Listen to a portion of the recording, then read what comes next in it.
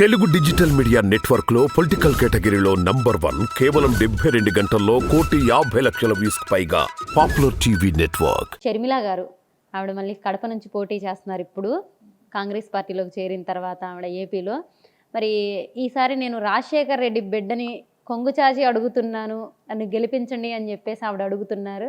మరి ప్రజలు ఎలా చూస్తారండి, కడప ప్రజలంతా? అండి ఇది అసలు ప్రత్యేకమైన విషయం అండి. షర్మిల గారు ఈరోజు రాజశేఖర్ రెడ్డి గారి బిడ్డ. రాజశేఖర్ రెడ్డి గారి బిడ్డగా షర్మిల గారు అంటే అందరికీ అభిమానం ఉంది, గౌరవం ఉంది.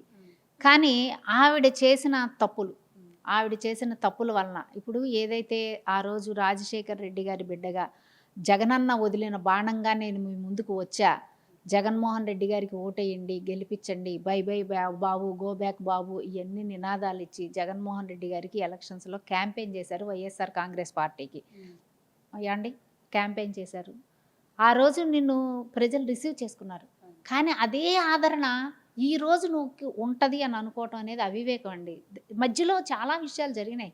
ఆవిడ ఇక్కడి నుంచి వెళ్ళిపోయారు. వెళ్ళిపోయినా అక్కడ తెలంగాణలో పార్టీ పెట్టుకొని నేను ఆడపిల్లని అత్తారింటికి వచ్చేసా, ఇదే నా ఇల్లు, నాకు ఆంధ్రప్రదేశ్కి సంబంధం లేదు అని అంత కరాఖండిగా చెప్పారండి ఆ రోజు ఆవిడ. అంత కరాఖండిగా చెప్పి అక్కడ పార్టీ పెట్టి రాజశేఖర్ రెడ్డి గారు ఆశయాలను నెరవేర్చడానికి తెలంగాణలో నేనుండి ప్రజలందరికీ అండదండగా ఉంటానని చెప్పిన మనిషి షర్మిల గారు. ఆవిడ్ని నమ్ముకొని ఎంతోమంది కార్యకర్తలు, నాయకులు ఆవిడ్ని నమ్ముకొని వచ్చారు పార్టీలోకి.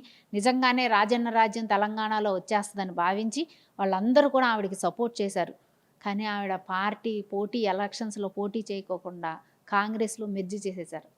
అది ఎటువంటి కాంగ్రెస్ అండి? ఆ కాంగ్రెస్ తన తండ్రి పేరు చనిపోయిన తర్వాత కూడా ఎఫ్ఐఆర్లో చేర్చినటువంటి కాంగ్రెస్ అది ఆవిడే చెప్పారు. అన్నని నానా ఇబ్బందులు పెట్టి, ఇన్ని నెలలు జైల్లో పెట్టి నానా ఇబ్బందులు పెట్టిన పార్టీ కాంగ్రెస్ పార్టీ. జగన్మోహన్ రెడ్డి గారిని పతనావస్థకు దిగజార్చిన కాంగ్రెస్ పార్టీ, నీ కుటుంబాన్ని రోడ్డు మీద పడేసినటువంటి కాంగ్రెస్ పార్టీ. అలాంటి కాంగ్రెస్ పార్టీ సోనియా గాంధీ గారు, రాహుల్ గాంధీ గారు ఇన్ని పెడితే నువ్వు ఈరోజు నీ పార్టీని తీసుకొని వెళ్ళి అందులో మెర్జీ చేస్తావా? అందులో మెర్జీ చేసి మళ్ళీ పైగా వాళ్ళని దేవుళ్ళని చెప్తావా? అదే ఆవిడ చేసినటువంటి అతిపెద్ద తప్పండి.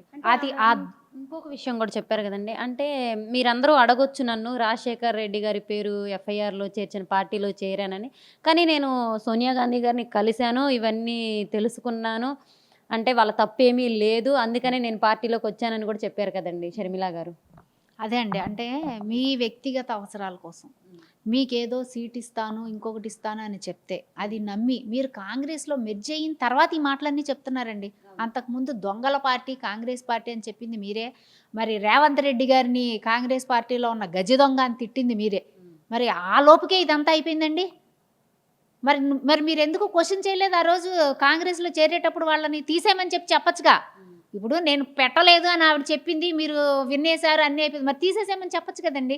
మీ తండ్రి గారి ఆత్మ అభిమానాన్ని మీరే కదా మరి చూడవలసింది. మరి అది ఎందుకు చేయలేకపోయినారు?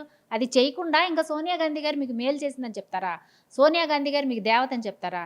ఆవిడ ఇచ్చిన చిన్న తాయిలం కోసం వచ్చి ఆంధ్రప్రదేశ్లో మళ్ళీ తిరుగుటాపాలో ఆంధ్రప్రదేశ్ వచ్చి పిసిసి అధ్యక్షురాలు అనే హోదాలో, సరే పిసిసి అధ్యక్షురాలుగా ఆంధ్రప్రదేశ్ వచ్చారండి. వచ్చిన తర్వాత ఆవిడ ఏం చెప్పాలా? కాంగ్రెస్ పార్టీ మీకు ఏం చేస్తుంది అనేది చెప్పాలి. అసలు ఆంధ్రప్రదేశ్ని విడదీసిందే కాంగ్రెస్ పార్టీ. ఆంధ్ర రాష్ట్ర ప్రజలందరూ కూడా సోనియా గాంధీ గారు అంటే విరక్తితో ఉన్నారండి. మా అభివృద్ధిని నాశనం చేసింది సోనియా గాంధీ, కాంగ్రెస్ అని చెప్పి విరక్తితో ఉన్న ఆంధ్రప్రదేశ్కి నువ్వు సోనియా గాంధీ కండవ వేసుకుని ఆంధ్రప్రదేశ్ వచ్చావు. వచ్చిందని సోనియా గాంధీ, రాహుల్ గాంధీ ఏం చేస్తారని చెప్పుకోకుండా వచ్చింది డైరెక్ట్గా కుటుంబ రాజకీయాలు, కుటుంబ కలహాలతోటి మాట్లాడుతున్నారు. ఈరోజు ప్రతిదీ కుటుంబ కలహాలే. అంటే కుటుంబ కలహాలు ఏమన్నా ఉంటే మీరు చూసుకోండి, తేల్చుకోండి. బయటకు వచ్చి ఎవరైతే దోషిగా ఉన్నారో వాళ్ళు చెప్పే మాటలే మీరు చెప్తా ఉన్నారు. దోషిగా ఉన్న వాళ్ళు చెప్పే మాటలేంటి, మీరు చెప్పే మాటలేంటండి?